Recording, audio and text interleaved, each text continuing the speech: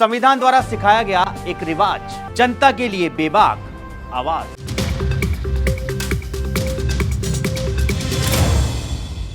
नमस्कार दर्शकों, four sides TV के हिंदी बुलेटिन में मैं आशुतोष आपका स्वागत करता हूं। आज हम आपको बड़ी खबरों से रूबरू करवाएंगे। वो खबर चाहे राजनीति की हो या स्पोर्ट्स की हो या फिर अंतर्राष्ट्रीय खबर हो, हर बड़ी खबर की जानकारी आपको दी जाएगी। तो हो जाइए तैयार।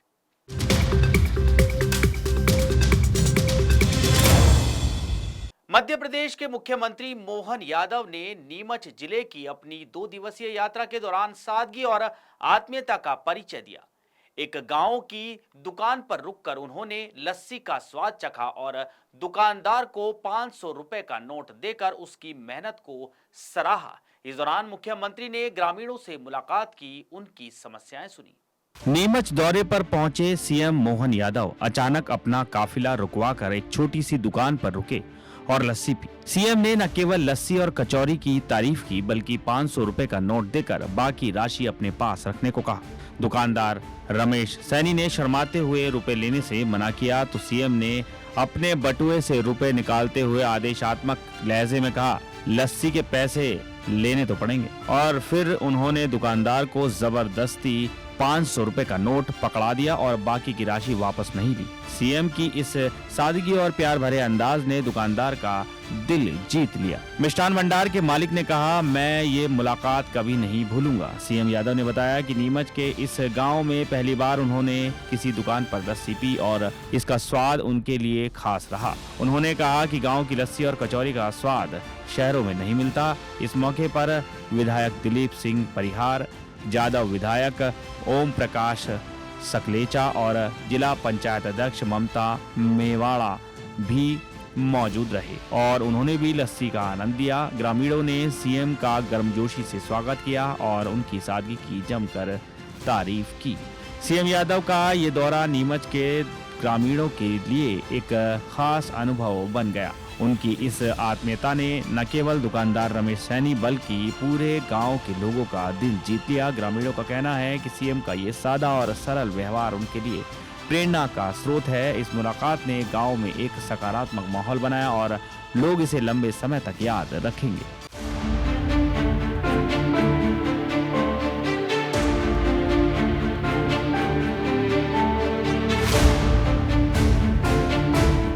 पाकिस्तान अपने बड़बोलेपन के कारण हमेशा खुद का नुकसान करता है। इसके बाद भी वो अपनी हरकतों से बाज नहीं आता। श्रीलंका ने भारत से दोस्ती निभाते हुए पाकिस्तान के साथ होने वाले सैन्य अभ्यास को रद्द कर दिया है। भारत ने इस अभ्यास को लेकर श्रीलंकाई सरकार से बात की थी। बातचीत का नतीजा ये हुआ कि श्रीलंका ने अभ्यास करने से मना कर दिया। श्रीलंका और पाकिस्तान के बीच इस युद्ध अभ्यास की सहमति पीएम मोदी के दौरे के कुछ समय पहले ही बनी थी। दौरे के दौरान पीएम मोदी ने भारत की चिंता जाहिर की थी। इसके साथ ही युद्ध अभ्यास न करने की बात कही थी। पीएम मोदी की बात पर श्रीलंकाई सरकार भी सहमत थी, जिसके कारण ये योजना आगे नहीं बढ़ सकी। श्रीलंका ने जब इस युद्ध अभ्यास को कैंसिल किया तो पाकिस्तान अधिकारियों ने विरोध जताया। हालांकि इस विरोध का कोई असर नहीं हुआ। अधिकारियों ने अपना फैसला ले लिया था। वहीं इस साल फरवरी और मार्च की शुरुआत में पाकिस्तान नौसेना के एक फ्रिगेट पीएनएस असलात ने कोलंबो बंदरगाह का दौरा किया था। मार्च की यात्रा में इसने श्रीलंकाई जल से प्रस्थान करने से पहले राजधानी के पास के जल क्षेत्र में श्रीलंकाई नौसेना के एक युद्धपोत के साथ पासेक्स या पासिंग अभ्यास किया गया। श्रीलंकाई नौसेना के एक बयान के अनुसार इस पासेक्स में संचार और सामरिक युद्धाभ्यास पर ध्यान केंद्रित किया गया था। पाकिस्तान की हरकतें पूरी दुनिया जानता है। वो किस तरह भारत के प्रोजेक्ट और उसके खिलाफ बयानबाजी करता है। इस सैन्य अभ्यास के कैंसिल कराने की वजह त्रिकोमाली है, क्योंकि यहीं ये अभ्यास होने वाला था। यहाँ कुछ समय पहले ही त्रिकोमाली ऊर्जा केंद्र के तौर पर विकसित करने का समझौता हुआ था। इस क्षेत्र में एक विश्व युद्धकालीन तेल भंडारण सुविधा को पुनर्जनन करने के लिए 2022 में श्रीलंका सरकार, लंका आईओसी और सेलोन पेट्रोलियम कॉरपोरेशन ने समझौते किए थे। नए त्रिपक्षीय समझौते में त्रिकोमाली में एक मल्टी प्रोडक्ट पाइपलाइन और ऊर्जा केंद्र का विकास शामिल है, जिसमें यूएई भी भागीदार है। भारत नहीं चाहता कि ऐसे किसी प्रोजेक्ट में पाकिस्तान की नजर पड़े या किसी तरह का कोई हस्तक्षेप करे। यही कारण है कि ये फैसला लिया गया है। 5 अप्रैल को राष्ट्रपति अनुराग कुमारा दिसानायके के साथ वार्ता के समय पीएम मोदी की मौजूदगी में भारत और कोलंबो ने रक्षा सहयोग पर हस्ताक्षरित समझौता ज्ञापन किया था। इस एमओयू ने भारत और श्रीलंका के बीच संबंध और गहरे कर दिए।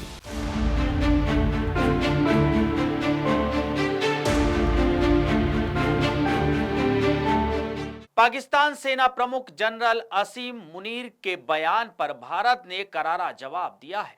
पाकिस्तान सेना प्रमुख असीम मुनीर ने हाल ही में कश्मीर को पाकिस्तान के गले की नस बताया था। इस पर भारत सरकार ने गुरुवार को 2 टूक जवाब देते हुए साफ कह दिया कि कश्मीर से पाकिस्तान का एकमात्र संबंध अवैध कब्जा है, जिसे उसे जल्द खाली करना होगा।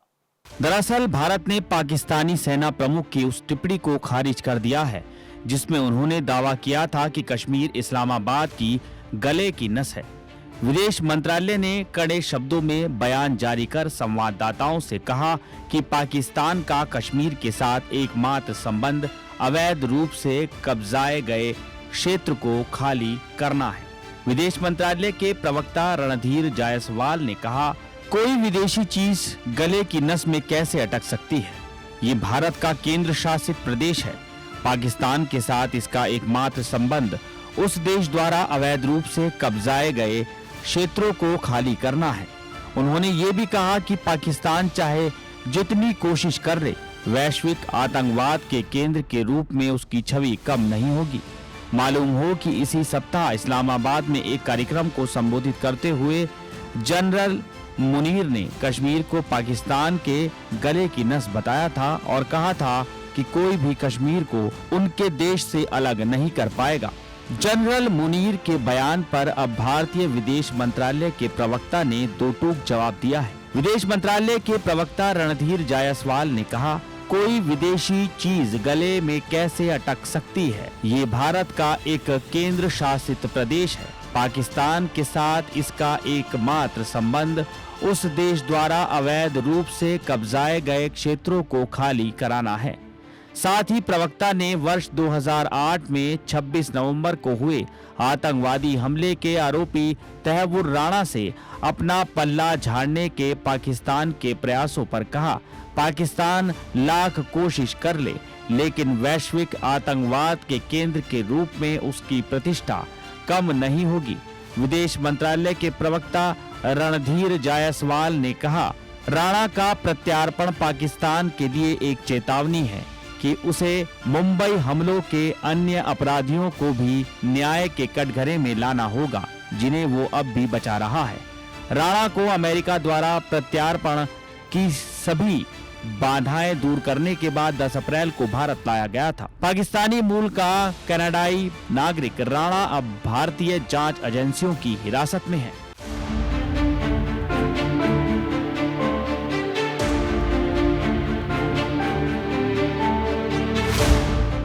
समाजवादी पार्टी से सांसद रामजी लाल सुमन ने बीते दिनों राणा सांगा को लेकर विवादित टिप्पणी की थी, जिसके बाद भारी बवाल देखने को मिला। करणी सेना ने आगरा पहुंचकर प्रदर्शन किया। इन सभी के बीच सपा प्रमुख अखिलेश यादव आगरा पहुंचे हैं और सरकार पर उन्होंने जमकर हमला किया है। मैं इसलिए कहता हूं कि सरकार पिछड़े दलितों और अल्पसंख्यकों को डराना चाहती है। कई मौकों पर हम लोगों ने घटनाओं में देखा है, उनके काम करने के तरीके को देखा है, क्योंकि वो जानते हैं कि पीडीए की ताकत 2027 में सपा को साथ दे रही है। सपा के साथ खड़े हैं पीडीए के लोग। उसे डराएं धमकाएं, और वो डराना धमकाना हम लोगों ने देखा था। अभी जो बाई इलेक्शन हुआ था उसमें किस तरीके से डराया धमकाया गया था, उन्हें वोट तक नहीं डालने दिया गया था। ये बड़ी साजिश थी और मैं कुछ उदाहरण हाल के ही देना चाहता हूं। मैं पुराने उदाहरण कोई नहीं देना चाहता हूं। सांसद सुमन के बयान के बाद खूब गहमा गहमी देखने को मिली। पूरे बवाल के बाद सपा प्रमुख अखिलेश यादव भी 19 अप्रैल को सांसद से मिलने आगरा पहुंचे, जहां उन्होंने सरकार पर जमकर हमला बोला है। अखिलेश यादव के दौरे को लेकर सुरक्षा व्यवस्था के पुख्ता इंतजाम किए गए हैं। इसके साथ ही सैकड़ों जवान सांसद के घर के आसपास तैनात हैं। अखिलेश ने मीडिया से बातचीत के दौरान सरकार पर आरोप लगाया कि पीडीए को तोड़ने की कोशिश है। सपा प्रमुख ने कहा कि समाजवादी पार्टी बाबा साहेब अंबेडकर के संविधान और उसके तहत हमें मिले अधिकारों का पालन करते हुए आगे बढ़ेगी। तलवार लहराने वालों और गाली गलौच करने वालों पर कार्रवाई होगी। अखिलेश यादव ने सपा के राज्यसभा सांसद रामजी लाल सुमन के घर पर करणी सेना की तरफ से किए गए हमले को लेकर कहा कि ये पीडीए को डराने की कोशिश की गई है। उन्होंने कहा कि सांसद के आवास पर अचानक हमला नहीं हुआ, ये हमला एक साजिश के तहत हुआ है। हमलावरों का इरादा जान लेने का था। अखिलेश यादव ने कहा कि हाल ही में हुए उपचुनाव भी ये लोग डराकर ही जीते हैं। प्रयागराज में एक दलित को मारकर जला दिया गया। ये एक तरह से दलितों, अल्पसंख्यकों को डराने की कोशिश कर रहे हैं। अखिलेश यादव ने कहा कि करणी सेना नहीं, ये योगी सेना है, जिसके लिए सरकार से फंडिंग हो रही है। सीएम के स्वजातीय लोगों ने जिस तरह तलवारें लहराई, वो पिछड़ा, दलित, अल्पसंख्यकों को हटाना चाहते हैं।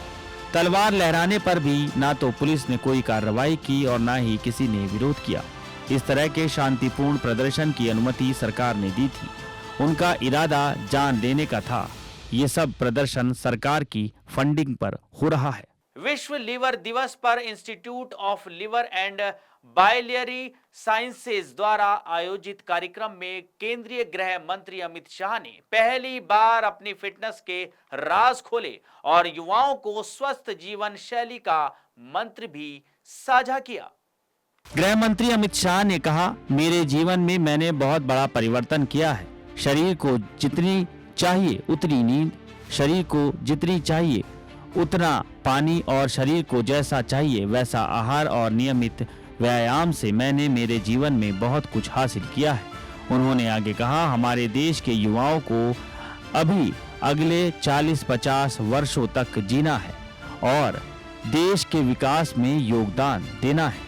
मैं उनसे अनुरोध करता हूं कि वो प्रतिदिन अपने शरीर के लिए 2 घंटे और दिमाग के लिए 6 घंटे की नींद जरूर लें। ये अत्यंत उपयोगी सिद्ध होगी। ये मेरा स्वयं का अनुभव है।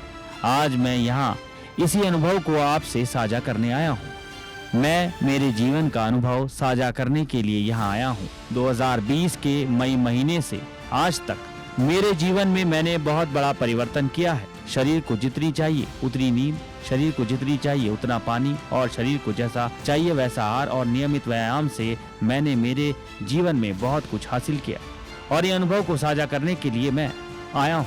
मैं आपको बता सकता हूँ कि ये 4.5 साल के समय में मैं आज करीब सभी एलोपैथिक दवा और इंसुलिन से मुक्त होकर आपके सामने खड़ा हूँ और आज विश्व यकृत पर भी मैं देश भर के विशेषकर सभी युवाओं को जिनको अभी 40-50 साल तक अपना जीवन व्यतीत करना है, इस देश के विकास में योगदान देना है और देश के विकास के माध्यम से हम सब इच्छा करते हैं ऐसे विश्व का निर्माण करना है। वो युवाओं को मैं ज़रूर कहना चाहूँगा कि अपने शरीर के लिए 2 घंटा और दिमाग के लिए कम से कम 6 घंटा की नींद एक बार रिजर्व कर लीजिए। अनेक गुना उपयोगिता इसकी बढ़ जाएगी और ये मेरा अनुभव है।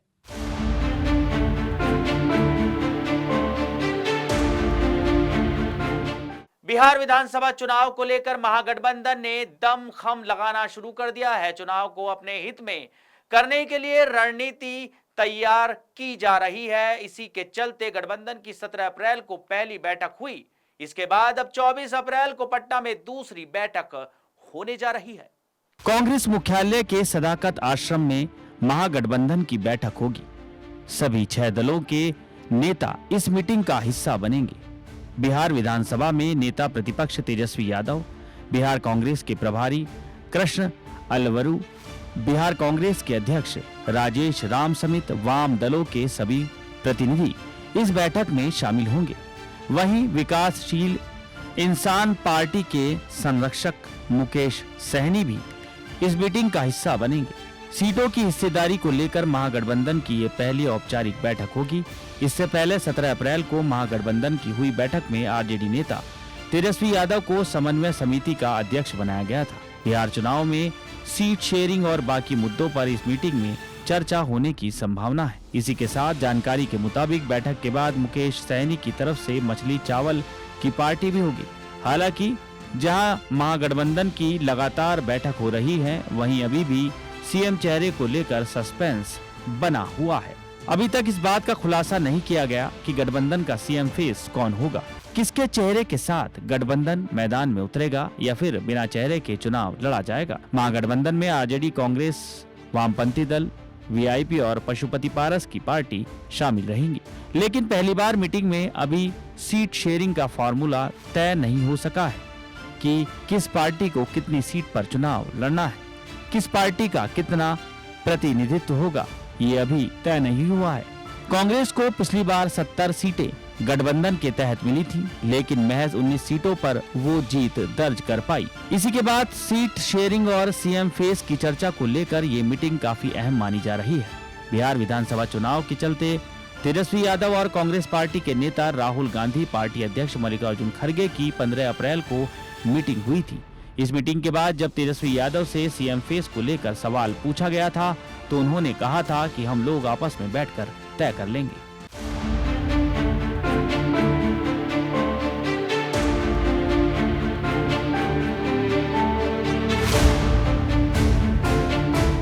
आईपीएल 2025 में बॉलीवुड एक्ट्रेस प्रीति जिंटा की टीम पंजाब किंग्स काफी शानदार लय में नजर आ रही है। वो 7 में से 5 मैच जीतकर पॉइंट्स टेबल में दूसरे नंबर पर है। हाल ही में पंजाब की टीम ने आरसीबी को उसी के घर में हराया है। इसी बीच सोशल मीडिया पर टीम की को ऑनर प्रीति जिंटा को लेकर एक बड़ा झूठ फैलाने की कोशिश की जा रही है, लेकिन प्रीति जिंटा ने सोशल मीडिया पर इस पोस्ट का जवाब देते हुए इसे फेक न्यूज करार दिया। लखनऊ सुपर जायंट्स के कप्तान ऋषभ पंत ने आईपीएल 2025 की शुरुआत से पहले पंजाब किंग्स की टीम पर तंज कसा था। उन्होंने कहा था कि ऑक्शन के समय पंत को सिर्फ एक टेंशन हो गई थी कि पंजाब की टीम उन्हें कहीं ना खरीद ले। दरअसल पंजाब ऑक्शन में सबसे बड़े पर्स के साथ उतरी थी। उनके पास 112 करोड़ रुपए थे, लेकिन पंत पंजाब की टीम का हिस्सा नहीं बनना चाहते थे। पंत का ये बयान सोशल मीडिया पर काफी वायरल हुआ था। अब सोशल मीडिया पर एक यूजर पोस्ट शेयर करते हुए दावा किया गया कि प्रीति जिंटा ने पंत के इस बयान का जवाब दिया है। इस यूजर ने पोस्ट किया कि पंजाब की मालकिन प्रीति जिंटा ने ऋषभ पंत की पोल खोलते हुए कहा है, ऋषभ पंत और श्रेयस अय्यर हमारे पास दोनों विकल्प थे जिन्हें हम टीम में ले सकते थे, लेकिन हम एक बड़ा नाम नहीं बल्कि एक बड़ा परफॉर्मर चाहते थे, इसलिए हमने श्रेयस अय्यर को टीम में लिया। लेकिन प्रीति जिंटा ने इस पोस्ट पर रिप्लाई करते हुए इसे फेक न्यूज करार दिया। प्रीति जिंटा ने लिखा, मुझे बहुत खेद है लेकिन ये फर्जी खबर है। प्रीति जिंटा की ये पोस्ट अब काफी वायरल हो रही है। बता दें, ऑक्शन में पंत से पहले श्रेयस अय्यर पर बोली लगाई गई थी, जहां पंजाब किंग्स ने जमकर पैसा खर्च किया। उन्होंने 26.75 करोड़ रुपए की बोली लगाकर अय्यर को अपनी टीम में शामिल किया। इसके बाद ऋषभ पंत की बोली लगी और लखनऊ सुपर जायंट्स ने 27 करोड़ की हैरत अंगेज बोली के साथ उन्हें खरीदा। इसी के साथ पंत आईपीएल इतिहास के सबसे अमीर खिलाड़ी भी बन गए। इससे पहले किसी भी खिलाड़ी पर इतनी बड़ी बोली नहीं लगी थी।